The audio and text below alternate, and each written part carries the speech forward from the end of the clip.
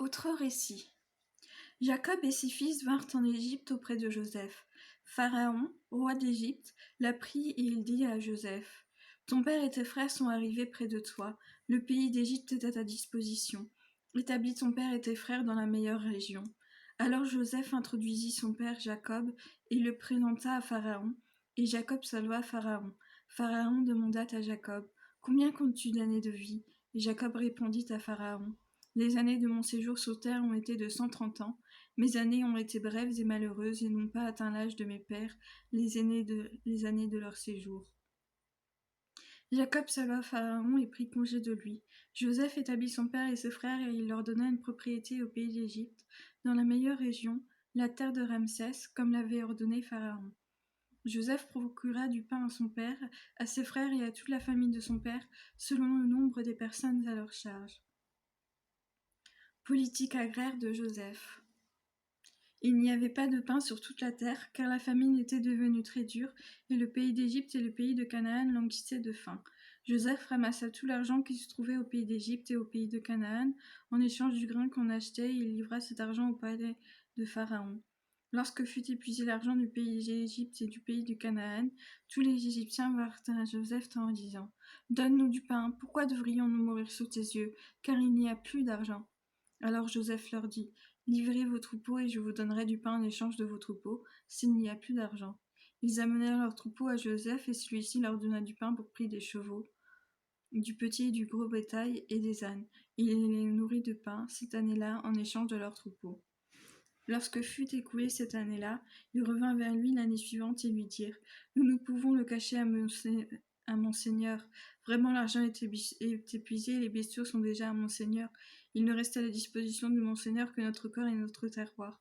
Pourquoi devrions-nous mourir sous tes yeux, nous et notre terroir? Acquis donc nos personnes et notre terroir pour du pain, et nous serons avec notre terroir les serfs de Pharaon. Mais donne-nous de quoi semer pour que nous restions en vie, et ne nous mourions pas et que notre terroir ne soit pas désolé. Ainsi Joseph acquit pour Pharaon tout le terroir d'Égypte, car les Égyptiens vendirent chacun son champ, tant les pressait la famine, et le pays passa aux mains du Pharaon. Quant aux gens, il les réduisit en servages d'un bout à l'autre du territoire égyptien.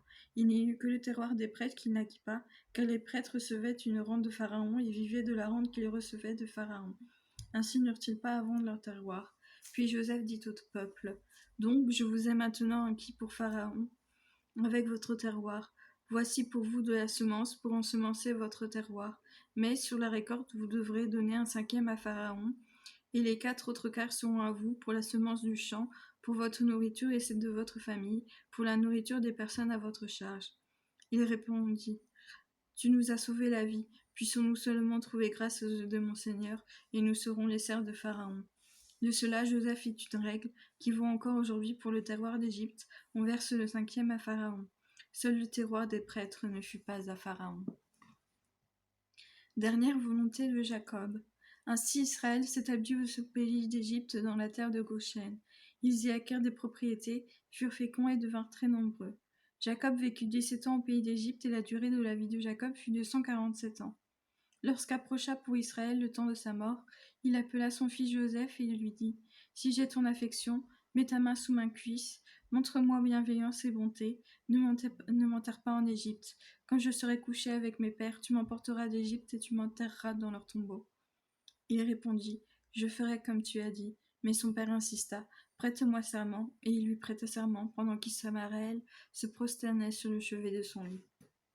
48. Jacob adopte et bénit les 2 fils de Joseph. Il arriva après ces événements qu'on dit à Joseph: Voici que ton père est malade. Et il emmena avec lui ses 2 fils, Manassé et Éphraïm.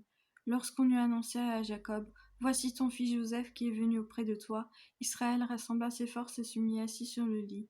Puis Jacob dit à Joseph: El Shaddai m'est apparu à Luz, au pays de Canaan, et il m'a béni et il m'a dit: Je te rendrai fécond et je te multiplierai, je te ferai devenir une assemblée de peuples et je donnerai ce pays en possession perpétuelle à tes descendants après toi. Maintenant, les 2 fils qui te sont nés au pays d'Égypte avant que je ne vienne auprès de toi en Égypte, ils seront miens. Éphraïm et Manassé seront à moi au même titre que Ruben et Siméon. Quant aux enfants que tu as engendrés après eux, ils seront tiens. Ils porteront le nom de leur frère pour l'héritage. Lorsque je revenais de Padan, Rachel est morte pour mon malheur au pays de Canaan, en route, encore au bout de chemin avant d'arriver à Ephrata, et je l'ai enterrée là, sur le chemin d'Ephrata, c'est Bethléem. Israël vit les 2 fils de Joseph et demanda: Qui sont ceux-là? Ce sont les fils que Dieu m'a donnés ici, répondit Joseph à son père, et celui-ci reprit: Amène-les-moi, que je les bénisse. Or les yeux d'Israël étaient usés par la vieillesse, il n'y voyait plus, et Joseph les fit approcher de lui, qui les embrassa et les serra dans ses bras. Et Israël dit à Joseph: Je ne pensais pas revoir ton visage, et voici que Dieu m'a fait voir même tes descendants. Alors Joseph les retira de son giron et se prosterna, la face contre terre. Joseph les prit tous deux, Éphraïm de sa main droite pour qu'il soit à la gauche d'Israël, Manassé de sa main gauche pour qu'il soit à la droite d'Israël, et il les fit approcher de celui-ci. Mais Israël étendit sa main droite et la posa sur la tête d'Éphraïm, qui était le cadet, et sa main gauche sur la tête de Manassé, en croisant des mains. En effet, Manassé était l'aîné. Il bénit ainsi Joseph: Que le Dieu devant qui ont marché mes pères Abraham et Isaac, que le Dieu qui fut mon pasteur depuis que je vis jusqu'à maintenant, que l'ange qui m'a sauvé de tout mal bénisse ses enfants, que survivent en eux mon nom et le nom de mes ancêtres, Abraham et Isaac, qui croissent et multiplient sur la terre. Cependant, Joseph vit que son père mettait sa main droite sur la tête d'Éphraïm, et cela lui déplut. Il saisit la main de son père pour la détourner de la tête d'Éphraïm sur la tête de Manassé.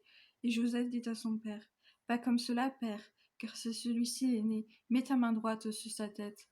Mais son père refusa et dit: Je sais, mon fils, je sais. Lui aussi deviendra un peuple, lui aussi sera grand. Pourtant, son cadet sera plus grand que lui. Sa descendance deviendra une multitude de nations. En ce jour-là, il est béni ainsi: C'est par toi qu'Israël prononcera cette bénédiction, que Dieu te rende semblable à Éphraïm et Manassé, mettant ainsi Éphraïm devant Manassé. Puis Israël dit à Joseph: Voici que je vais mourir, mais Dieu sera avec vous et vous ramènera au pays de vos pères. Pour moi, je te donne un Sichem de plus qu'à tes frères, ce que j'ai conquis sur les Amorites par mon épée et par mon arc.